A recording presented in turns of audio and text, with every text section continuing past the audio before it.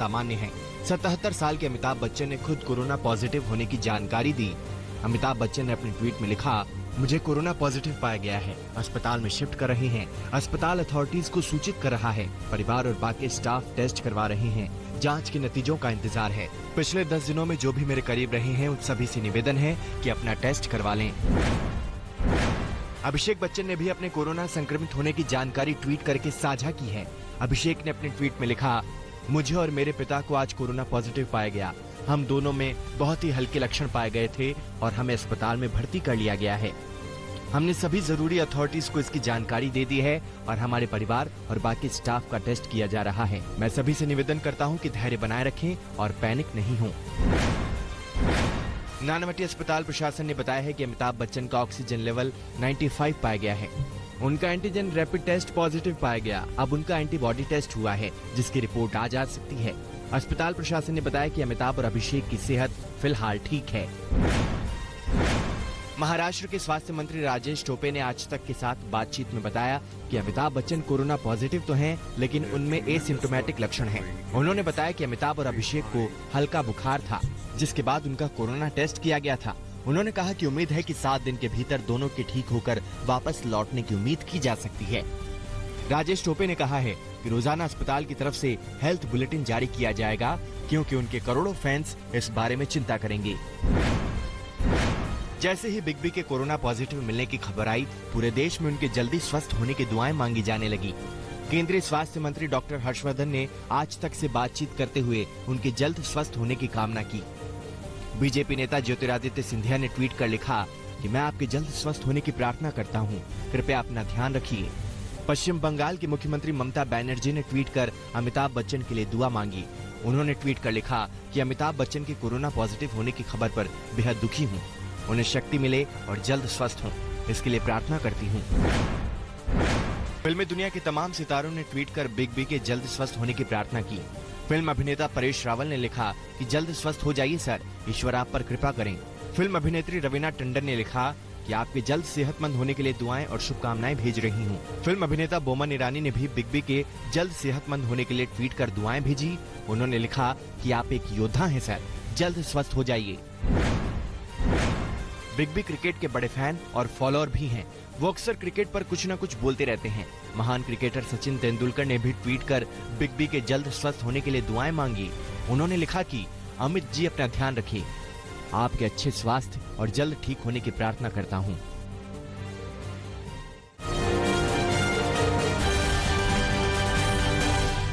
देश में कोरोना का मीटर रिकॉर्ड स्पीड से भाग रहा है। बीते 24 घंटे में कोरोना के 27,114 नए मामले बढ़े हैं। इस दौरान 519 लोगों ने दम तोड़ दिया। देश में कोरोना के कुल मामले अब तक 8,20,900 के पार हो चुके हैं, जबकि 22,123 मरीज बीमारी से दम तोड़ चुके हैं। हालांकि गनीमत की बात यह है कि 51,500 से ज्यादा मरीज स्वस्थ हो चुके हैं। देश में कोरोना से रिकवरी दर 60% के करीब है। दिल्ली में कोरोना का प्रहार जारी है। बीते 24 घंटे में 1,781 नए मामले बढ़े हैं। अब तक कुल मरीजों का आंकड़ा 1,10,921 तक जा पहुंचा है, जबकि 3,334 मरीजों की मौत हो चुकी है। हालांकि राहत की बात यह है कि पिछले कुछ दिनों में संक्रमण की रफ्तार में कमी आई है। दिल्ली में इस वक्त कुल एक्टिव केस 20,000 से नीचे रह गए हैं और मरीजों का रिकवरी रेट भी 79% है। दिल्ली में इस समय 639 कंटेनमेंट जोन है। महाराष्ट्र में कोरोना का कहर जारी है। बीते 24 घंटे में रिकॉर्ड 8,139 नए केस बढ़े हैं, जबकि इस दौरान 223 मौत हुई है। महाराष्ट्र में मरीजों का आंकड़ा बढ़कर 2,46,600 के पार जा पहुंचा है। लेकिन परेशानी की बात यह है कि राज्य में मौतों का आंकड़ा भी 10,000 के पार हो चुका है। अगर बात मुंबई शहर की करें तो यहाँ कुल मरीजों का आंकड़ा 91,745 तक जा पहुंचा है, जबकि अब तक 5,244 मौतें हो चुकी हैं। इस बीच कोरोना के बढ़ते मामलों की वजह से बेंगलुरु में भी लॉकडाउन का ऐलान कर दिया गया है। राज्य सरकार ने यहां 1 हफ्ते का लॉकडाउन लगाने का फैसला किया है, जो 14 जुलाई को रात 8 बजे शुरू होगा और 22 जुलाई को सुबह 5 बजे तक जारी रहेगा। यूपी में भी कोरोना की रफ्तार पर ब्रेक लगाने के लिए योगी सरकार ने सोमवार सुबह 5 बजे तक लॉकडाउन लगाया है। लेकिन सरकार ने साफ किया है कि इस दौरान इंडस्ट्री खुली रहेंगी। बस कर्मचारियों को सोशल डिस्टेंसिंग का पालन करना होगा और मास्क लगाकर काम करना होगा। इस बीच यूपी में कोरोना मरीजों का आंकड़ा बढ़कर 33,700 को पार कर चुका है, जबकि 889 मरीजों की मौत हो चुकी है।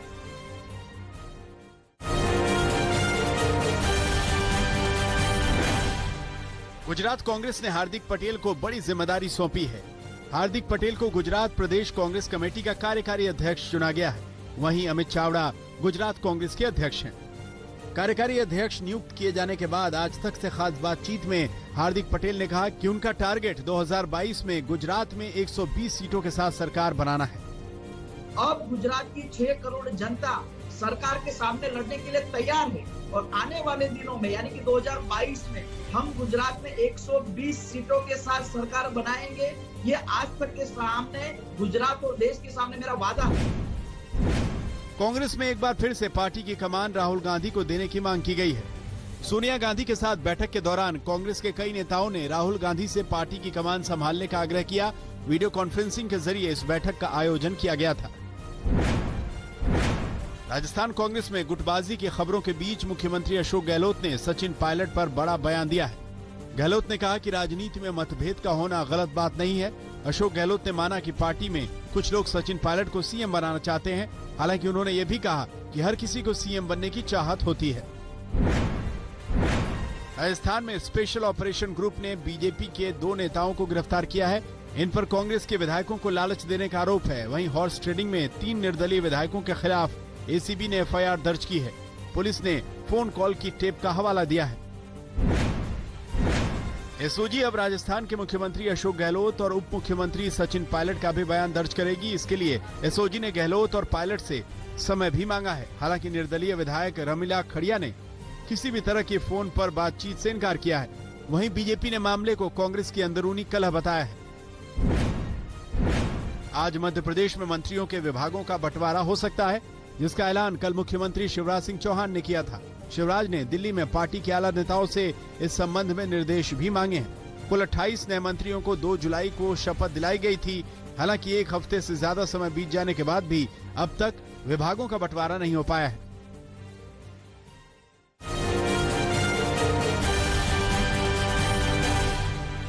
गैंगस्टर विकास दुबे की मौत के बाद अब उसकी संपत्ति जब्त करने की तैयारी चल रही है। ईडी ने यूपी पुलिस से विकास दुबे के घर परिवार, रिश्तेदार और करीबियों की लिस्ट मांगी है। इतना ही नहीं, ईडी जांच कर रही है कि विकास दुबे की संपत्ति कहां-कहां और कितनी है। खबरों के मुताबिक विकास दुबे की संपत्ति कानपुर, लखनऊ के अलावा दुबई और थाईलैंड में भी है। विकास दुबे की काली कमाई के बारे में पता करने में जुटी ईडी को मालूम चला है कि विकास दुबे ने नोटबंदी के दौरान संपत्ति खरीदने में 50 करोड़ रुपए खर्च किए थे। और तो और उसने अपने फाइनेंसर जय वाजपेयी के जरिए 6 करोड़ रुपए 2% सूद पर चलाया था। मालूम चला है कि विकास दुबे ने कई तरह की चल अचल संपत्ति भी खरीद रखी थी। विकास दुबे के संबंध किन अधिकारियों, व्यवसायियों और पुलिस वालों से थे, इस बात की जांच के लिए एसआईटी गठित कर दी गई है। एसआईटी ये जांच करेगी कि विकास दुबे ने कब कौन सा अपराध किया और उस अपराध में किसने उसकी मदद की। एसआईटी की जांच के बाद बहुतेरे सफेद पोशों के नाम सामने आ सकते हैं। विकास दुबे के साथियों पर पुलिस का शिकंजा कसता जा रहा है। पुलिस ने 21 लोगों के खिलाफ नामजद केस दर्ज किया था, जिसमें अब तक विकास दुबे समेत 6 लोगों को एनकाउंटर में मार दिया गया है। 3 लोग गिरफ्तार हैं। बाकी के आरोपियों की तलाश में पुलिस जुटी है।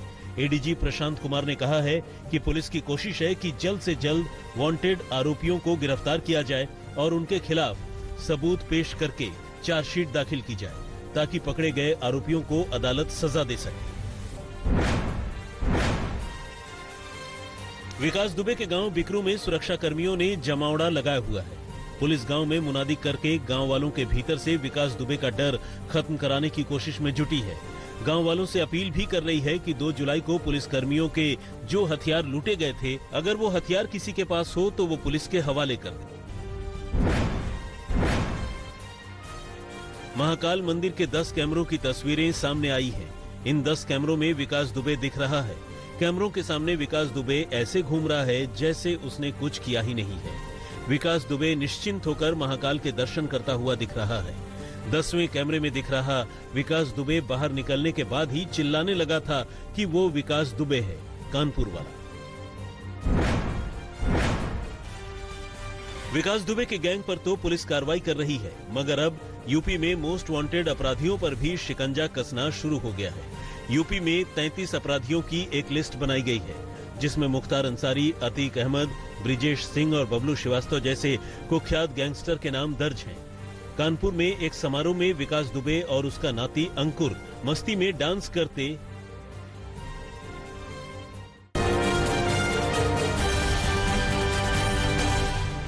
जम्मू कश्मीर के नौगांव जिले में हंदवाड़ा में सेना ने एलओसी के पास 2 आतंकवादियों को मार गिराया। दोनों आतंकवादियों के पास से 2 AK-47 मैगजीन और भारी मात्रा में गोला बारूद बरामद किए गए हैं। इनके पास से दवाएं, खाने का सामान और पाकिस्तानी करेंसी बरामद हुई है। हंदवाड़ा में सेना से मुठभेड़ शनिवार को तड़के हुई। इसके बाद सेना ने सर्च ऑपरेशन भी चलाया।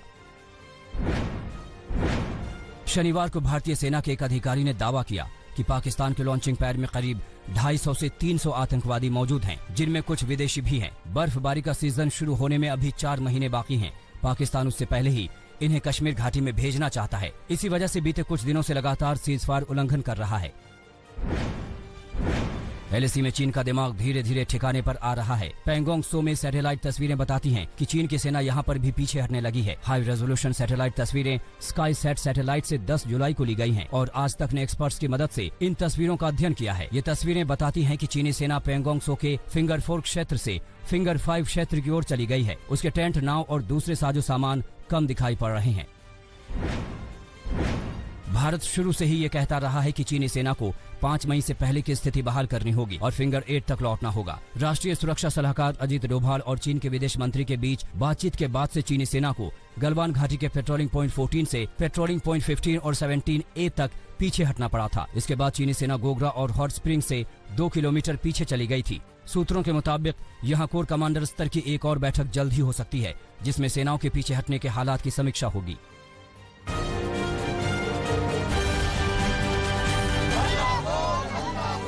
दिल्ली में यूजीसी मुख्यालय के बाहर जेएनयू और डीयू के छात्रों ने प्रदर्शन किया है। यूजीसी के सेमेस्टर की परीक्षा कराने की अधिसूचना के खिलाफ ये प्रदर्शन था। कई छात्र संघ के छात्रों ने गाइडलाइंस के पेपर को जलाकर अपना प्रदर्शन किया। दरअसल यूजीसी ने निर्देश दिया था कि सभी विश्वविद्यालय को सेमेस्टर एग्जाम करवाएं, जिसके लिए सितंबर तक का टाइम दिया गया है। वहीं छात्रों की मांग है कि पिछले सेमेस्टर के आधार पर इस साल उन्हें अपग्रेड किया जाना चाहिए। बीजेपी के सांसद और केंद्रीय राज्य मंत्री संजीव बालियान ने उत्तर प्रदेश के मुख्यमंत्री योगी आदित्यनाथ को चिट्ठी लिखकर अपील की है कि पंचायत चुनाव में लोगों को न लड़ने दिया जाए जिनके 2 से ज्यादा बच्चे हैं। बालियान ने मांग की है कि जनसंख्या नियंत्रण कानून पर बदलाव करने का वक्त आ गया है। पटना के दीघा विधानसभा क्षेत्र में बीजेपी विधायक संजीव चौरसिया को लोगों के गुस्से का सामना करना पड़ा है। बारिश के बाद इलाके में जल जमाव की वजह से लोगों में नाराजगी थी। जब विधायक मौके पर पहुंचे तो लोगों ने नारेबाजी की। लोगों का गुस्सा भड़का तो विधायक को मौके से बैरंग वापस लौटना पड़ा।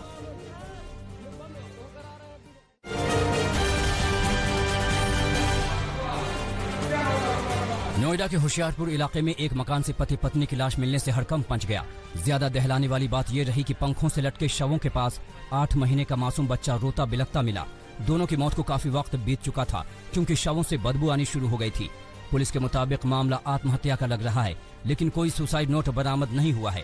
बिहार के रहने वाले इस परिवार ने कुछ दिन पहले ही ये मकान किराए पर लिया था।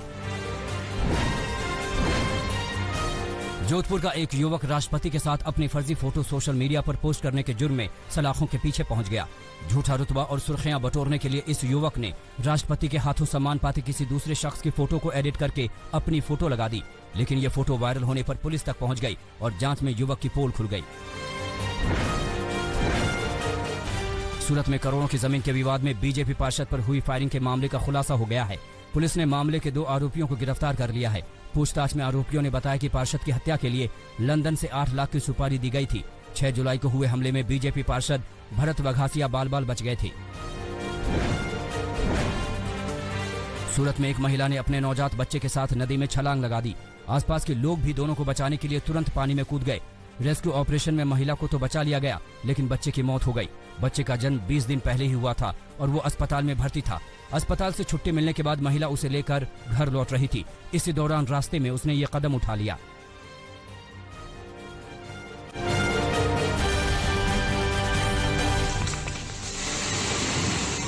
असम में ब्रह्मपुत्र नदी अब हाहाकारी रूप दिखा रही है। राज्य में लगातार हो रही बारिश से राज्य की तमाम नदियां उफान पर हैं। असम में बाढ़ से 20 जिले प्रभावित हैं। बाढ़ की विभीषिका अब तक 42 की जिंदगी लील चुकी है। शनिवार को कोकराझार और धुबरी जिले में 2 लोगों की डूबने से मौत हो गई। असम में करीब 6 लाख लोग बाढ़ का कहर झेल रहे हैं। तिनसुकिया, गोलाहाट, जोरहाट और डिब्रूगढ़ बाढ़ से बुरी तरह प्रभावित हैं। गुजरात के कच्छ जिले में कल से भारी बारिश जारी है। इसकी वजह से अंजार, गांधीधाम, कांडला और भचाऊ कस्बों में बाढ़ के हालात पैदा हो गए हैं। इन इलाकों में सड़कों पर सैलाब देखा जा रहा है, जिसकी वजह से कई ग्रामीण इलाकों का संपर्क सड़क मार्ग से कट गया है। नेपाल के तराई वाले इलाकों और बिहार में कई दिन से मूसलाधार बारिश से नदियां उफान पर हैं। मुजफ्फरपुर में मुख्य बाजार, मोती झील से लेकर स्टेशन रोड और मिठनपुरा तक बाढ़ और बारिश का पानी जमा है। सड़क पर कार और बाइक आधी पानी में डूबी हुई हैं। बागमती पर बना चचरी का पुल बह जाने से कई ग्रामीण इलाकों का संपर्क शहर से कट गया है। अरुणाचल प्रदेश के पासीघाट में सियांग नदी अचानक उफान पर आ गई। इससे तेज बहाव में पति पत्नी फंस गए। पूरे इलाके में अफरा तफरी मच गई क्योंकि पानी तेजी से बढ़ता जा रहा था। लेकिन किस्मत अच्छी थी कि मौके पर डिजास्टर मैनेजमेंट की टीम पहुंच गई और रस्सी के जरिए किसी तरह दोनों को खींचकर निकाला गया। देश के तमाम हिस्सों में जब लोग बाढ़ से त्राहिमाम कर रहे हैं, तब मध्य प्रदेश के रतलाम में बाढ़ के लिए टोटके किए जा रहे हैं। यहाँ मानसून की बारिश के लिए उप सरपंच को गधे पर बिठाकर घुमाया गया। गांव की पुरानी परंपरा के मुताबिक मान्यता है कि गधे पर बिठाकर घुमाने से अच्छी बारिश होती है।